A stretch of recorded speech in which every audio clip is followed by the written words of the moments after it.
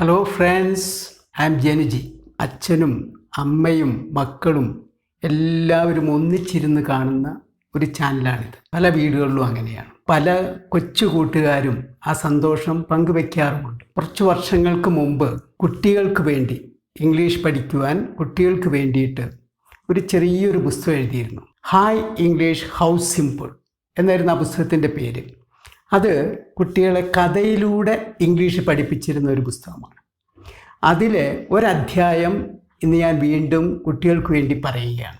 ഒരു ചെറിയൊരു കഥ. പണ്ട് ഒരു രാജ്ഞി ഉണ്ടായിരുന്നു. ഇംഗ്ലണ്ടിൽ ഒരു രാജ്ഞി. രാജ്യം ഭരിക്കുന്നതിനായിട്ട് 8 മന്ത്രിമാരെ നിയമിച്ചു. ആ 8 മന്ത്രിമാരാണ് രാജ്യഭരണം നടത്തിയിരുന്നത്. രാജ്ഞിയെ സഹായിച്ചിരുന്നത് 8 മന്ത്രിമാരാണ്. അതിൽ ആദ്യത്തെ മന്ത്രിയുടെ പേര് നൗൺ മിനിസ്റ്റർ എന്നാണ്. വലിയ ബോർഡൊക്കെ വെച്ചിട്ടുണ്ട്. വലിയൊരു ഓഫീസൊക്കെയാണ്. ധാരാളം പേര് കൂടെ ജോലി ചെയ്യാനുമുണ്ട്. അതാണ് ഏറ്റവും വലിയൊരു മിനിസ്റ്ററുടെ ഓഫീസാണത്. നൗൺ മിനിസ്റ്റർ, അതായത് നാമമന്ത്രി എന്ന് പറയാം. അപ്പോൾ ആ നാട്ടിലുള്ള പേരുകൾ മുഴുവൻ ഈ ഓഫീസിൽ രജിസ്റ്റർ ചെയ്യണം.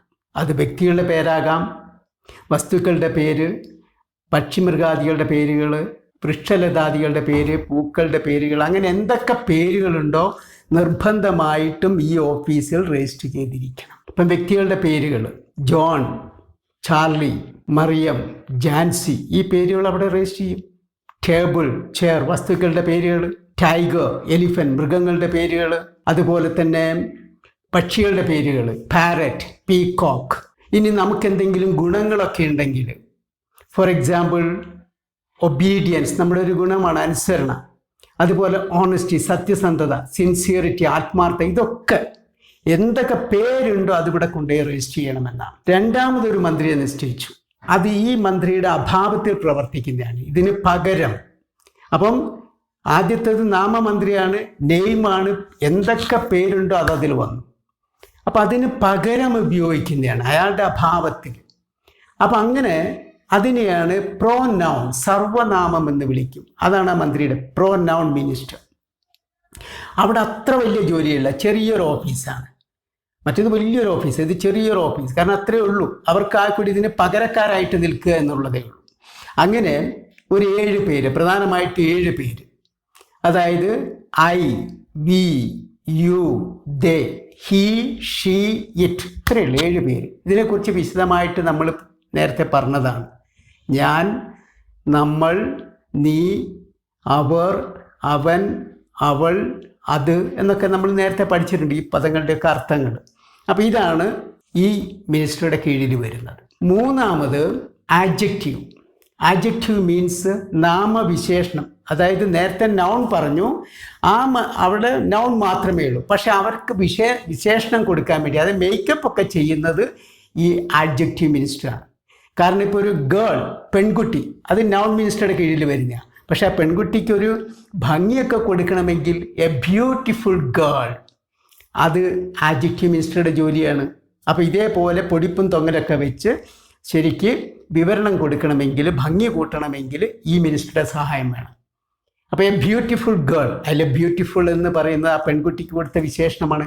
എ ടോൾ മാൻ, മാൻ എന്നുള്ളത് നൗൺ മിനിസ്റ്ററുടെ കീഴിലാണ്.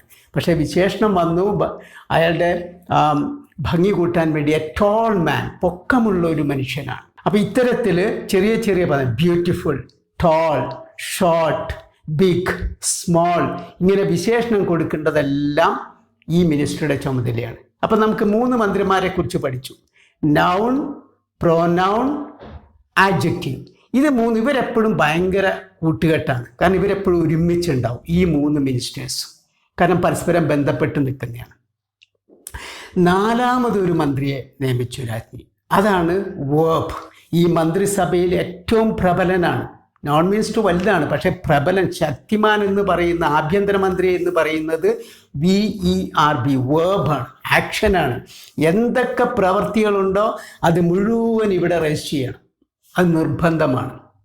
നാമമുണ്ടെങ്കിൽ അത് രജിസ്റ്റർ ചെയ്യാനാണ് ആദ്യത്തെ നൗൺ മിനിസ്റ്റർ. പക്ഷേ ഇത് ആക്ഷനാണ്, പ്രവൃത്തികളെ സൂചിപ്പിക്കുന്നതെല്ലാം എന്തൊക്കെയുണ്ട് അത് ഈ മന്ത്രിയുടെ കീഴിൽ വരുന്നതാണ്. അദ്ദേഹം ശക്തനുമാണ്, അതില്ലാതെ പറ്റില്ല. അതാണ് അയാൾ ശരിക്കൊരു ആഭ്യന്തരമന്ത്രിയെ പോലെ പ്രവർത്തിക്കുന്നത്. അതാണ് verb. For example run, walk, speak, eat, drink. പ്രവൃത്തിയാണ്. തിന്നുക, കുടിക്കുക, ഓടുക, ചാടുക, ഇതെല്ലാം അതിൽ വരും. അതാണ് വേർബ് മിനിസ്റ്ററുടെ തൊഴിലെന്ന് പറയുന്നത്. അത് വലിയ ഓഫീസാണ്. വലിയ ഓഫീസുമാണ്, അയാൾക്ക് ഭയങ്കര അധികാരങ്ങളാണ്. ഇനി അതിനോട് ചേർന്ന് തന്നെ ചെറിയൊരു ഓഫീസുണ്ട്. മറ്റേ 3 ഓഫീസും അടുത്തടുത്താണെങ്കിൽ ഇതിൻ്റെ തൊട്ടടുത്ത് തന്നെ ഒരു ആഡ്വേർബ് എന്ന് പറയുന്ന ഒരു മിനിസ്റ്ററുണ്ട്. അയാൾക്ക് വലിയ ജോലിയൊന്നും ഇല്ലെങ്കിലും പക്ഷേ പ്രാധാന്യമുണ്ട്. ആക്ഷൻ, വേർബ് എന്ന് പറയുന്ന വേർബ് മിനിസ്റ്ററാണ്. പക്ഷെ അത് എങ്ങനെ ചെയ്യണം, എപ്പോൾ ചെയ്യണം, എവിടെ ചെയ്യണം എന്നൊക്കെ തീരുമാനിക്കുന്നത് ആഡ്വേർബ് മിനിസ്റ്ററാണ്. ഇപ്പോൾ ഫോർ എക്സാമ്പിൾ വാക്ക്. വാക്ക് എന്ന് പറഞ്ഞാൽ നടക്കുക എന്നാണ്. അത് വേർബ് മിനിസ്റ്റർ നോക്കിക്കോളും. ബട്ട് വാക്ക് സ്ലോലി, എങ്ങനെ നടക്കണമെന്ന് ആഡ്വേർബ് മിനിസ്റ്ററാണ് തീരുമാനിക്കുക. സോ വാക്ക് സ്ലോലി, പതുക്കെ നടക്കുക. ഓർ വാക്ക് ഫാസ്റ്റ്, വേഗത്തിൽ നടക്കുക. വാക്ക് കെയർഫുള്ളി, വളരെ ശ്രദ്ധയോടുകൂടി നടക്കുക. അപ്പം എങ്ങനെ നടക്കണം എന്നൊക്കെ തീരുമാനിക്കുന്ന ആളാണ് ആഡ്വേർബ്. അങ്ങനെ കൂടുതലും അതൊരു ആഡ്ജക്റ്റിൻ്റെ കൂടെ ഒരു ly ചേർക്കും. കെയർഫുള്ളി, കെയർലെസ്ലി, സ്ലോലി, ബ്യൂട്ടിഫുള്ളി, ഒരു ly അവസാനം. എല്ലാത്തിലും ഇല്ലെങ്കിലും കൂടുതൽ അതായിരിക്കും. അത് തിരിച്ചറിയാനുള്ളൊരു വഴി അതാണ്. അപ്പോൾ അത് മുഴുവൻ, അതിൻ്റെ കൺട്രോൾ മുഴുവൻ നമ്മുടെ ആഡ്വേർബ് മിനിസ്റ്റർക്കാണ്. അതിൻ്റെ തൊട്ടപ്പുറത്ത് വേറൊരു ചെറിയൊരു ഓഫീസുണ്ട്. അതാണ് പ്രപ്പസിഷൻ. അതിൻ്റെ ഉച്ചാരണമൊന്നും തെറ്റിക്കരുത്, പലതും നിങ്ങൾ കേട്ട് കാണും. പക്ഷേ പ്രപ്പസിഷൻ എന്നാണ് പറയുക. ആ പ്രപ്പസിഷൻ എന്ന് പറയുന്നത് വളരെ ശ്രദ്ധിച്ചിട്ടാണ് അവരൊക്കെ ജോലി ചെയ്യുന്നത്, വളരെ ശ്രദ്ധയോടുകൂടി. കാരണം ഈ നേരത്തെ പറഞ്ഞ 5 പറഞ്ഞു കഴിഞ്ഞു. നൗൺ, പ്രോനൗൺ, ആഡ്ജക്റ്റീവ്, അവർ 3 ഒരു കൂട്ടാണ്. അതുപോലെ വേർബും ആഡ്വേർബും ഒരു കൂട്ടാണ്. അവരെപ്പോഴും ഒന്നിച്ചുണ്ടാവും. പക്ഷെ ഇവരൊക്കെ കൃത്യമായിട്ട് ശ്രദ്ധയോടുകൂടി ജോലി ചെയ്യുന്നുണ്ടോ നോക്കുന്ന ആളാണ് പ്രപ്പസിഷൻ എന്ന് പറയുന്നത്. ചെറിയ പദങ്ങൾ. ഇപ്പം നമുക്ക് ഒരു നമ്മളൊരു വെടിക്കെട്ട് കാണുകയാണ്. അപ്പോൾ വെടിക്കെട്ടിൽ അവിടെ മാലപ്പടക്കം ഉണ്ടാവും, ഓലപ്പടക്കം ഉണ്ടാവും. പക്ഷെ അതിനിടയ്ക്ക് കാണുന്ന ഓരോ അമിട്ട് മുകളിൽ പോയിട്ട് പൊട്ടുന്നത്, അത് മനോഹരമായൊരു കാഴ്ചയാണ്. അതുപോലെ ഇവിടെ ഒരുപാട് പേരുണ്ട്, വേർബും നൗണും ഇതൊക്കെ. പക്ഷെ അതിൻ്റെ ഇടയ്ക്ക് ഇവർ കുറച്ചേ ഉള്ളൂ, ഒരു 10-100 എണ്ണം ഉണ്ട്. പക്ഷെ അവർ മനോഹരമായ കാഴ്ച. അത് മാത്രമല്ല, ശ്രദ്ധിച്ചാണ്, ഇവരെയൊക്കെ ശ്രദ്ധിച്ച് കൈകാര്യം ചെയ്യുന്നുണ്ടോ നോക്കിക്കൊണ്ടിരിക്കുകയാണ്. ഇപ്പോൾ ഒരു എക്സാമ്പിൾ പറഞ്ഞാൽ നിങ്ങൾക്ക് മനസ്സിലാവും. She is on a donkey. ഞാൻ പറയാം, she is on a donkey. അവൾ കഴുതപ്പുറത്തിരിക്കുകയാണ്. ആ ഓൺ എന്നുള്ള ചെറിയ പദം കൊണ്ട് മാറ്റിയാൽ അർത്ഥം തന്നെ മാറിപ്പോവും. ഷീ ഈസ് എ ഡോങ്കി, അവളൊരു കഴുതയാണെന്നുള്ള അർത്ഥം വരും. She is on a donkey, അവൾ കഴുതപ്പുറത്ത് ഇരിക്കുകയാണ്. അപ്പം അവളും ആ കഴുതയും തമ്മിലുള്ള ബന്ധം, കഴുതയുടെ എവിടെയാണ്, മുകളിലാണോ താഴെയാണോ മുന്നിലാണോ പുറകിലാണോ എന്നൊക്കെ കാണിക്കുന്ന അതിനെയാണ് ഈ പ്രപ്പസിഷൻ എന്ന് പറയുന്നത്. അപ്പം അത്ര ഇമ്പോർട്ടൻ്റ് ആണെന്ന് മനസ്സിലായി. She is on a donkey means അവൾ കഴുതപ്പുറത്താണ്. She is under a donkey എന്ന് പറഞ്ഞാൽ താഴെയാണ് പോയിരിക്കുന്നത്. She is in front of the donkey എന്ന് പറഞ്ഞാൽ കഴുതയുടെ മുൻപിലാണ്. She is behind the donkey, അതിൻ്റെ പുറകിലാണ്. She is near the donkey, അതിൻ്റെ അരികിലായിട്ട് നിൽക്കുകയാണ്. അപ്പോൾ ഈ ചെറിയ ചെറിയ പദങ്ങളാണ് അവളും കഴുതയും തമ്മിലുള്ള ബന്ധത്തെ സൂചിപ്പിക്കുന്നത്. അപ്പോൾ അത് it's very important. At, on, in, from, to, ഇങ്ങനെ ചെറിയ ചെറിയ കുറച്ച് പദങ്ങളുണ്ട്. ഈ പദങ്ങളെയാണ് പ്രപ്പസിഷൻ എന്ന് പറയുന്നത്. ആ മിനിസ്റ്റർ നോക്കുന്ന ഈ കാര്യങ്ങളൊക്കെയാണ്. അപ്പം അങ്ങനെ കുറച്ച് കഴിഞ്ഞ സമയത്ത് ഇവരുടെ ഇടയ്ക്ക് തന്നെ സൗന്ദര്യപ്പിണക്കങ്ങളൊക്കെ വന്നു. മൂപ്പിളമ തർക്കം, ഞാനാണ് വലുത്, നീയാണ് വലുത് എന്നൊക്കെ സ്വാഭാവികമായിട്ട് എല്ലായിടത്തും ഉള്ളതുപോലെ അസൂയയും തർക്കങ്ങളൊക്കെ വന്നു. അപ്പം രാജ്ഞി പുതിയൊരു മിനിസ്റ്റർ നിയോഗിച്ചു.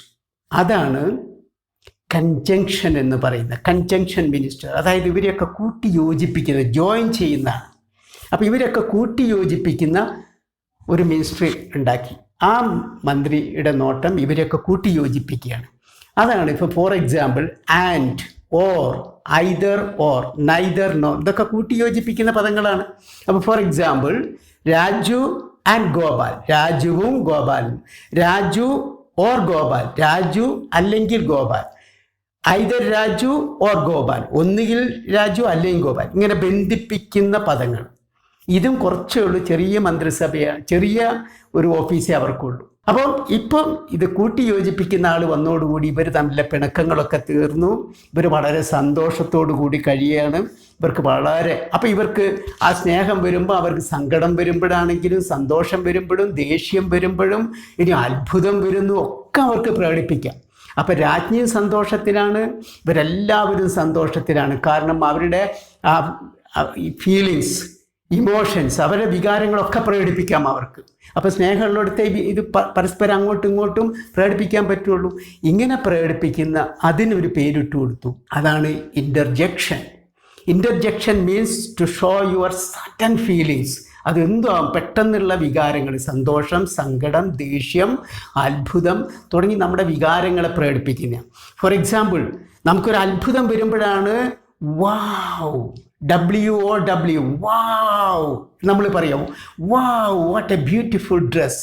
അത് WOW കാണുമ്പം പട്ടി കുറയ്ക്കുന്ന പോലെ വൗ വൗ എന്നല്ല പറയാം. വാവ്, ആ നമ്മുടെ സന്തോഷം, ആ മുഖത്ത് അത്ഭുതം നമ്മുടെ മുഖത്ത് ഉണ്ടായിരിക്കണം. വാവ്. അതുപോലെ നമ്മുടെ ഒരു മുള്ളോ മറ്റോ കൊണ്ട് നമുക്കൊരു വേദന വന്നു കഴിഞ്ഞാൽ നമ്മൾ മലയാളികൾ ഔ എന്ന് പറയും. സായിപ്പ് അതിൻ്റെ കൂടെ ഒരു CH കൂടി ചേർക്കും. എന്നിട്ട് ഔച്ച്, OUCH, ഔച്ച് എന്നാണ് അവർ വേദന വരുമ്പം പറയുന്നത്. ഔച്ച്. നമ്മൾ ഔ എന്ന് പറയുന്നതിന് പകരം അവരൊരു CH ചേർക്കും, അത്രയേ ഉള്ളൂ. അതുപോലെ നമ്മുടെ കയ്യിൽ എന്തെങ്കിലും, ഇപ്പോൾ ഒരു ഗ്ലാസ് ഉണ്ട്, പെട്ടെന്ന് തട്ടി കൈ അങ്ങോട്ട് വീഴാൻ പോകുമ്പോൾ നമ്മൾ ഇങ്ങനെ നമ്മൾ പറയാം. സായിപ്പ് അതിൻ്റെ കൂടെ ഒരു PS ചേർത്തിട്ട് ഊപ്സ്, ഊപ്സ്. നമ്മൾ ഇത്രേ പറയുള്ളൂ, അതിൻ്റെ കൂടെ ഒരു PS ചേർത്തു, അപ്പോൾ സായിപ്പിൻ്റെ ഊപ്സ് ആവും. അതുപോലെ ഹുറാ, നമുക്കെന്തെങ്കിലും ഒരു വലിയ വിജയമൊക്കെ നേടിക്കഴിഞ്ഞാൽ പറയുന്ന അവരുപയോഗിക്കുന്ന വാക്കാണ് ഹുറാ, വി വൺ ദ മാച്ച്, ഞങ്ങൾ മത്സരത്തിൽ ജയിച്ചിരിക്കുന്നു. ഹുറാ, വി വൺ ദ മാച്ച്. അപ്പം ഹുറാ എന്നുള്ളത് വേറൊരു ഇൻ്റർജെക്ഷനാണ്. ഇനി അങ്ങനെ നമ്മൾ ഹാഹ, ഓഹോ, അപ്പം നിങ്ങളുടെ സങ്കടവും സന്തോഷമൊക്കെ പ്രകടിപ്പിക്കുന്ന വാക്കുകളൊക്കെ ഇതിൽ വന്നു. അപ്പോൾ രാജ്യത്ത് മുഴുവൻ ഇപ്പം വളരെ സന്തോഷത്തിലാണ്, ആഘോഷത്തിലാണ്. അപ്പം അങ്ങനെ ആഘോഷിക്കുന്ന ആ മിനിസ്റ്ററാണ് ഇൻ്റർജെക്ഷൻ എന്ന് പറയുന്നത്. അപ്പം ഇപ്പം നമ്മൾ ഇത് മുഴുവൻ പഠിച്ചു. 8 കാര്യങ്ങളാണ് പഠിച്ചത്. ഇതിനെയാണ്, ഈ മന്ത്രിസഭയുടെ പേരാണ് 8 parts of speech. 8 parts of speech, 8 വാക്യ വിഭാഗങ്ങൾ എന്ന് പറയുന്ന ഈ മന്ത്രിസഭയുടെ പേരാണത്. ഇനി ആ മന്ത്രിസഭയിൽ ആ രാജ്ഞിയുടെ പേരെന്താണ്? ഒരു രാജ്ഞിയാണല്ലോ ഇവരൊക്കെ എന്ന് വെച്ചാൽ ആ രാജ്ഞിയുടെ പേരാണ് ഇംഗ്ലീഷ്. അതായത് ഇംഗ്ലീഷ് ഭാഷ എന്ന ആ രാജ്ഞി നിയമിച്ചതാണ് 8 പാർട്സ് ഓഫ് സ്പീച്ച്. അപ്പോൾ നമുക്കിപ്പോൾ അറിയാം, നമ്മളൊരു ഇംഗ്ലീഷ് പുസ്തകം എടുക്കുകയാണ്, അല്ലെങ്കിൽ ഒരു ഇംഗ്ലീഷ് ന്യൂസ് പേപ്പർ എടുക്കുകയാണ്, ഫുൾ ഓഫ് വേർഡ്സ്. അത് നിറയെ പദങ്ങളായിരിക്കും, അല്ലേ? ഒരുപാട് പദങ്ങൾ. ഈ പദങ്ങൾ നമ്മൾ നേരത്തെ കണ്ടു, മോർ ദാൻ 1 മില്യൺ വേർഡ്സ്, 10 ലക്ഷത്തിലധികം പദങ്ങളുണ്ടെന്നാണ് നമ്മൾ പറഞ്ഞത്. ഈ 10 ലക്ഷത്തിലധികം പദങ്ങളും ഈ 8 എണ്ണത്തിൽ ഏതെങ്കിലും ഒരു ഗ്രൂപ്പിൽ വരും, ഏതെങ്കിലും ഒരു ഗ്രൂപ്പിൽ പെട്ടതായിരിക്കും. അപ്പോൾ ഒരു 8 ബോക്സ് എടുക്കുകയാണെങ്കിൽ, ഇങ്ങനെ നമ്മൾ തിരഞ്ഞെടുപ്പിലൊക്കെ ഓരോ സ്ഥാനാർത്ഥി കിട്ടിയ വോട്ട് ഇടുന്നത് പോലെ ഇടുകയാണെങ്കിൽ 8 ബോക്സിലേക്ക് വരും ഈ 10 ലക്ഷത്തിലധികം പദങ്ങൾ.